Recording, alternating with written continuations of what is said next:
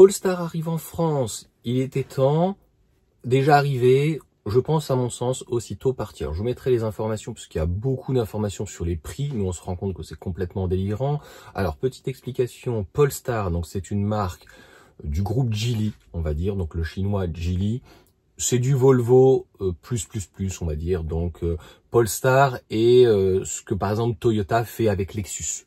Pour simplifier, mais on va voir que les prix sont complètement délirants, sachant que ça reprend exactement les mêmes technologies, etc., les moteurs, les châssis, les batteries, etc., etc. Donc, qu'est-ce que ça apporte de plus par rapport à Volvo éventuellement ou Smart, puisque en fait c'est les mêmes technologies, même si Smart il y a 50% donc de Mercedes, mais c'est plutôt la partie infodivertissement, Mercedes et les intérieurs et tout, sur Smart ça se voit bien.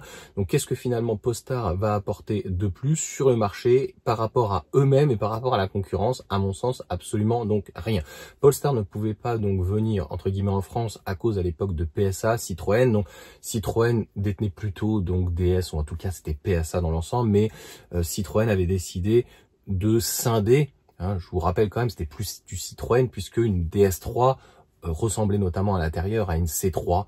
Donc c'était des choses qui étaient reprises et Citroën avait dit pas bien, non, ça ressemble à notre logo DS machin, donc pas le droit. Voilà. Bon, je ne sais pas si ça fait penser un petit peu à l'ADEME qui traîne des pieds avec le bonus et met des bâtons dans les roues, en tout cas dans les pieds ou dans les roues à donc Tesla.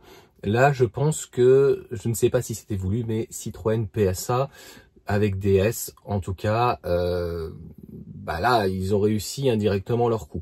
Parce que donc Polestar, normalement, je suis pas sûr qu'ils fassent de l'hybride ou de l'hybride rechargeable. Vous pourrez me mettre dans les commentaires ou du prolongateur. Donc normalement, ça commence avec une propulsion de 272 chevaux. Comme je vous ai dit, c'est ce qui se fait sur une EX, par exemple, 30, qui vient d'arriver chez Volvo, ou tout ce qui est Smart de toute façon, la 1, la 3, et la 5. Ouais, c'est pas une chanson de Passy. La 1, la 2. Bref, n'importe quoi cette vidéo. Moi, je vous donne mon avis. Ça arrive trop tard. Les prix sont trop chers. Trop d'options comme d'habitude, un petit peu de partout. La marque est méconnue. Ça marche un petit peu, entre guillemets, en Scandinavie, dans les pays un petit peu nordiques ou quoi. Mais en Europe, surtout en France, Volvo se casse la gueule. Je crois que le mois dernier, ils ont fait moins 50%, moins 47, moins 52, moins 57. Bref, c'était catastrophique. Et malheureusement, Smart, alors qu'ils ont, je trouve, une belle proposition. Je crois qu'ils ont proposé encore une nouvelle finition, etc. Enfin bref, ils sont plutôt bien situés en termes de rapport qualité-prix. Ça ne décolle pas. Donc, qu'est-ce qui me ferait penser que donc un nouvel acteur qui est, à mon sens, trop cher, méconnu, malgré qu'il y ait derrière Geely, mais Geely qui n'arrive pas à gérer donc Volvo en Europe, surtout en France, et donc avec aussi Smart, pourra réussir à faire mieux. Dans l'information, j'ai pas vu comment ça sera distribué pareil. Je crois, est-ce que ça sera sur Internet? Est-ce que la distribution après se fera avec Volvo?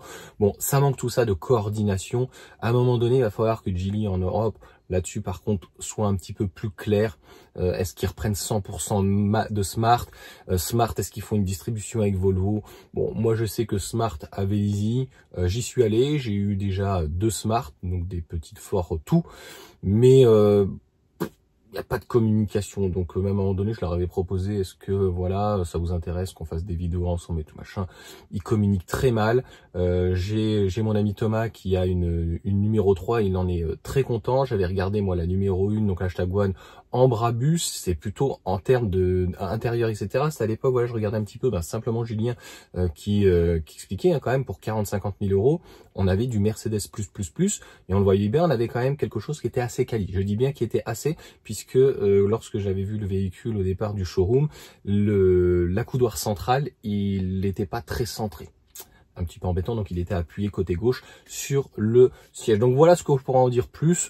Pour moi, en Europe peut-être pas, mais en France, c'est pas que ça va disparaître. Je pense qu'il y aura le réseau derrière, Volvo, peut-être Smart ou quoi, donc ça va subsister. Mais les ventes vont être tellement marginales qu'à un moment donné, tu te dis, Geely, qu'est-ce qu'ils nous ont fait là? Donc sans compter le rétropédalage en plus de Volvo sur l'électrique, qui finalement ne fera pas de 100% électrique. Je crois que c'était prévu pour 2030. Donc voilà donc là pour cette petite vidéo. N'hésitez pas à me dire ce que vous en pensez. Est-ce qu'il y a des personnes en France qui sont chaud pour acheter une Polestar 2, 3, 4, ils sont pas embêtés par rapport au nom. On démarre aux alentours des 47 000, on monte jusqu'à 80-90 000 euros pour des véhicules de 4,90 m. Bon, c'est une sorte de HH3, voilà, qui reprend les mêmes moteurs, leur même plateforme, donc dédiée, électrique, etc. C'est une plateforme qui est 100% électrique. Pour la numéro 5, là, la Smart, elle passe aux 800 volts. Ça manque peut-être un petit peu d'efficience. C'est des véhicules qui sont très lourds. La EX30 et surtout la numéro 3, par rapport à ce qui se fait en termes de référence, bah, voilà, même tout aussi lourd qu'un 3008 pratiquement. Je crois qu'on est à 2 tonnes 2 sur les grandes autonomies.